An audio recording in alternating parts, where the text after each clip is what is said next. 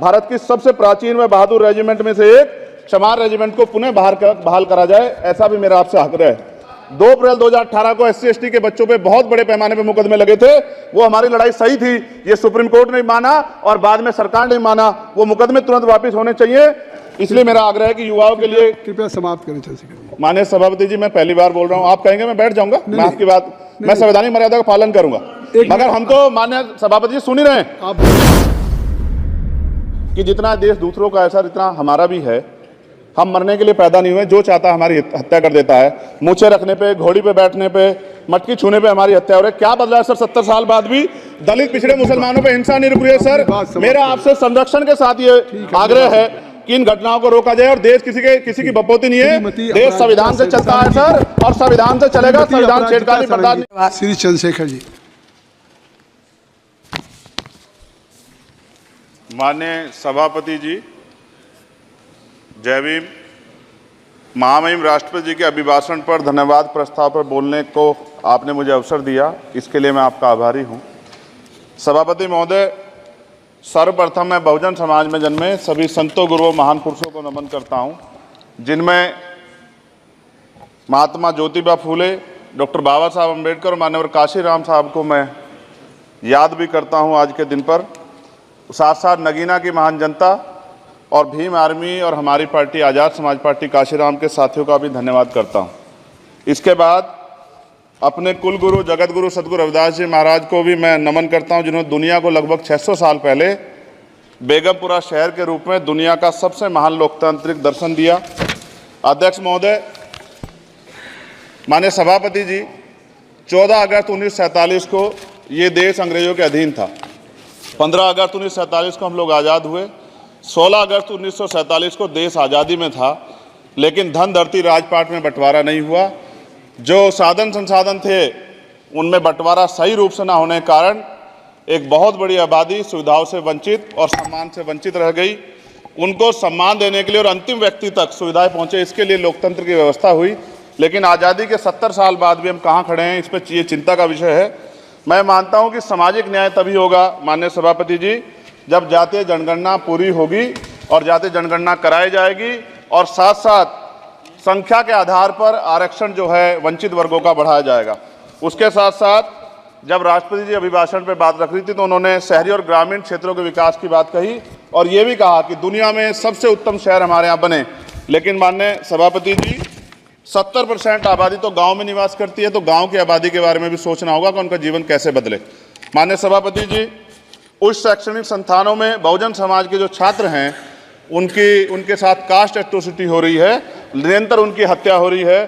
साथ साथ जो सरकारी कर्मचारी हैं दफ्तरों में, उनके साथ भी जो SC/ST OBC और मुस्लिम और अन्य धार्मिक अल्पसंख्यक हैं उनके साथ भी माननीय सभापति जी जातिगत और धार्मिक जो है शोषण किया जा रहा है। इसलिए मेरी मांग भी है कि पुरानी पेंशन को भी अध्यक्ष जी बहाल किया जाए। जो कर्मचारी देश की सेवा में लगे हैं उनका भी सम्मान होना चाहिए।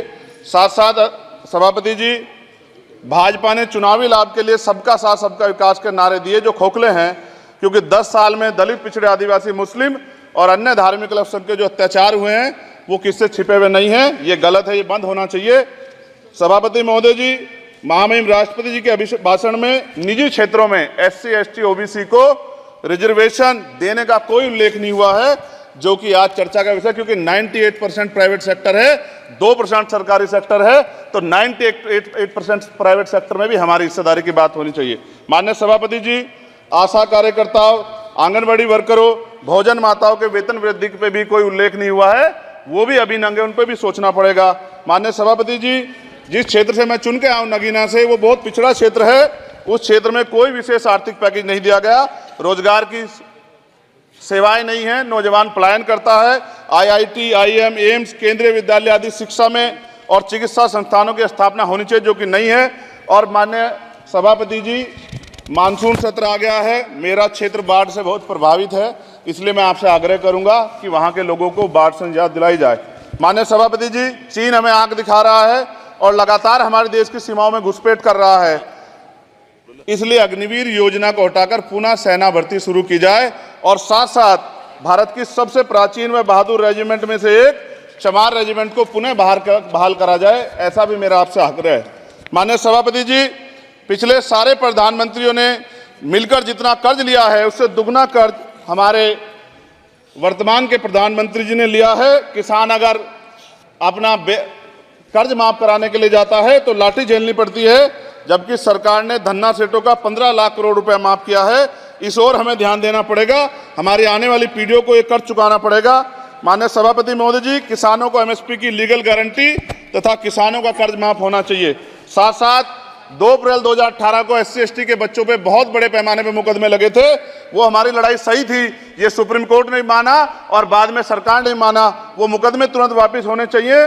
माननीय सभापति जी, प्रेस जो है उस पर भी शिकंजा कसा जा रहा है, जो पत्रकार सरकार के खिलाफ बोलता है नौकरी से हाथ धोना पड़ता है, और सोशल मीडिया हमारा हथियार है, उस पर तरह तरह के प्रतिबंध लगाए जा रहे हैं और विरोध करने वालों को सोशल मीडिया हैंडल भी सस्पेंड करा दिए जा रहे हैं।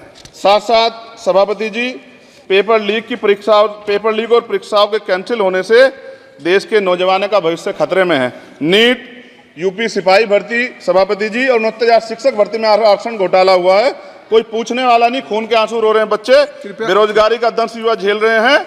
इसलिए मेरा आग्रह है कि युवाओं के लिए कृपया समाप्त करें चंद्रशेखर जी। माननीय सभापति जी, मैं पहली बार बोल रहा हूं, आप कहेंगे मैं बैठ जाऊंगा, मैं आपकी बात, मैं संवैधानिक मर्यादा का पालन करूंगा, मगर हम तो माननीय सभापति जी सुन ही रहे हैं। आप बोलिए, 1 मिनट। धन्यवाद। 1 मिनट और बोलिए। अध्यक्ष सभापति जी, नारी सम्मान की बात करने वाली सरकार, हमने मणिपुर देखा सर, हमने पहलवान बेटियों का हर्ष देखा सर, और हमने सर हाथरस की बेटी का हर्ष देखा सर, और हाथरस के परिवार को जो वादा किया था सरकार ने वो भी पूरा नहीं किया। और महिलाओं में भी, स्पेशली दलित, पिछड़े और मुस्लिम वर्ग की, आदिवासी वर्ग की महिलाओं के साथ आज भी NCRB का डाटा कहता है सर जो जुल्म हो रहा है वो सहनीय नहीं है सर। साथ साथ कोविड में तैरती, हमने कोविड में बहुत सुना सर, कोविड में तैरती लाशें भी गंगा में हमने देखी है सर, और मजदूरों का हाल भी हमने देखा है। सभापति जी, बस सब समाप्त कर रहा हूं। नोटबंदी पे छोटे मजले उद्योग की जो कमर टूटी वो भी हमने देखी है।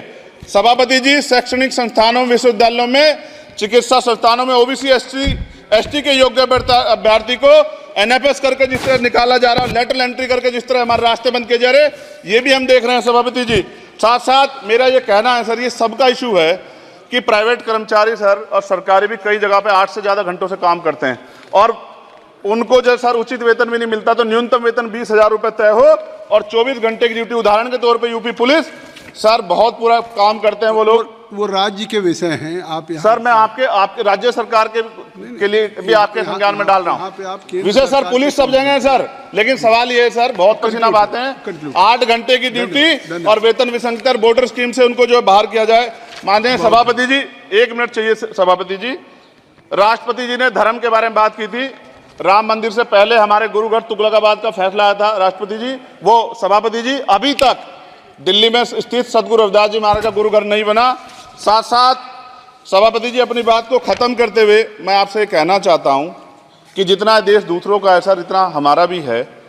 हम मरने के लिए पैदा नहीं हुए, जो चाहता है हमारी हत्या कर देता है। मूछें रखने पे, घोड़ी पे बैठने पे, मटकी छूने पे हमारी हत्या हो रही है। क्या बदला है सर 70 साल बाद भी? दलित, पिछड़े, मुसलमानों पे हिंसा नहीं रुक रही है सर। मेरा आपसे संरक्षण के साथ ये आग्रह है कि इन घटनाओं को रोका जाए, और देश किसी की बपोती नहीं है, देश संविधान से चलता है सर, और संविधान से चलेगा, संविधान छेड़खानी बर्दाश्त नहीं की जाएगी सर। धन्यवाद।